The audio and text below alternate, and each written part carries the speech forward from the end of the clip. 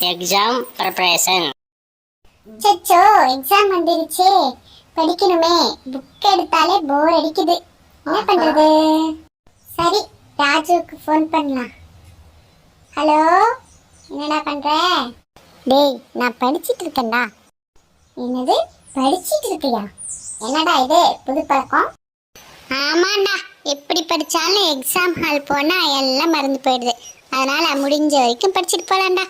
என்ன, இவன் வேற படிச்சிட்டு இருக்கேன்னு சொல்றான். அப்புறம் இவன் மார்க் எடுத்துட்டா டீச்சர், அம்மா எல்லாரும் என்ன கேள்வி கேட்பாங்களே, ஏன் மார்க் கம்மியாயிடுச்சுன்னு. இந்த பையன்கெல்லாம் படிக்கிறேன்னு சொல்லி நம்மளையும் சேர்த்து படிக்க வைக்கிறாங்களே, படுத்துறாங்களே. சரி, சீனுவுக்கு போன் பண்ணலாம். அவன் படிக்கலன்னு சொல்லிட்டு கிளாஸ் ஃபர்ஸ்ட் வந்துருவான். போங்கடா பாண்டி பசங்களா. சரி, நம்மளும் படிக்கலாம். டேய் விக்ரம், என்னடா பண்ற? படிக்கிறியா இல்லையா?